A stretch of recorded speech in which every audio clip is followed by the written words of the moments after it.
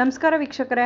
ಯಾವುದೇ ಪುರುಷ ಅಥವಾ ಮಹಿಳೆ ಮದುವೆ ನಂತರ ಗೆಳೆಯರೊಂದಿಗೆ ಅಶ್ಲೀಲ ಸಂಭಾಷಣೆ ನಡೆಸುವುದು ಸರಿಯಲ್ಲ ಎಂದು ಮಧ್ಯಪ್ರದೇಶ ಹೈಕೋರ್ಟ್ ತೀರ್ಪು ನೀಡಿದೆ.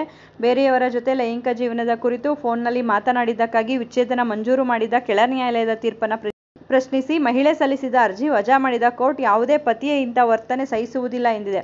ವಿಚಾರಣೆ ನಡೆಸಿದ ಕೌಟುಂಬಿಕ ನ್ಯಾಯಾಲಯ ಕ್ರೌರ್ಯದ ಆಧಾರದಲ್ಲಿ ಮಹಿಳೆಗೆ ವಿಚ್ಛೇದನ ಮಂಜೂರು ಮಾಡಿದ್ದನ್ನು ಹೈಕೋರ್ಟ್ ಪೀಠ ಎತ್ತಿಹಿಡಿದಿದೆ. ಲೈಂಗಿಕ ಜೀವನದ ಕುರಿತು ಪತ್ನಿ ತನ್ನ ಗೆಳೆಯರೊಂದಿಗೆ ಚರ್ಚಿಸುತ್ತಿದ್ದಳು ಎಂದು ಆರೋಪಿಸಿದ್ದರು.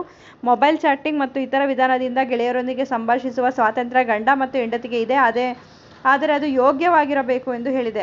ಇನ್ನು ಮುಂದೆ ಯಾವುದೇ ರೀತಿಯಾದ ಅಶ್ಲೀಲವಾದ ಸಂಭಾಷಣೆಯನ್ನು ಗಂಡ ಅಥವಾ ಹೆಂಡತಿ ಪರರೊಂದಿಗೆ ನಡೆಸೋದ್ರಿಂದ ಇದನ್ನು ಕ್ರೌರ್ಯದ ಅಡಿಯಲ್ಲಿ ಅಂದರೆ ಡಿವೋರ್ಸ್ಗೆ ಕಾರಣ ಆಗಿರುವಂಥ ಗ್ರೌಂಡ್ಸ್ಗಳೇನಿದೆ ಅದರಲ್ಲಿ ಕ್ರೌರ್ಯ ಕೂಡ ಒಂದು, ಅದರ ಅಡಿಯಲ್ಲಿ ಇದನ್ನು ಮಾನ್ಯ ಮಾಡಲಾಗುತ್ತೆ ಅಂತ ಹೇಳಿ ಸ್ಪಷ್ಟಪಡಿಸಿದೆ. ಈ ಒಂದು ಮಾಹಿತಿ ಉಪಯುಕ್ತ ಆಗಿದೆ ಅಂತ ಭಾವಿಸ್ತೀನಿ. ಮತ್ತಷ್ಟು ಮಾಹಿತಿಗಾಗಿ ನಮ್ಮ ಚಾನಲನ್ನು ಲೈಕ್ ಮಾಡಿ, ಶೇರ್ ಮಾಡಿ, ಹೊಸದಾಗಿ ನೋಡ್ತಾ ಇರೋರು ಸಬ್ಸ್ಕ್ರೈಬ್ ಮಾಡಿಕೊಂಡು ನೋಡಿ. ಕಾನೂನಿನ ಮಾಹಿತಿಗಳನ್ನು ನೀವು ತಿಳ್ಕೊಳ್ಳೋದಲ್ಲ, ಮತ್ತೊಬ್ಬರಿಗೂ ಕೂಡ ಇದನ್ನು ಹಂಚಿ. ಧನ್ಯವಾದಗಳು.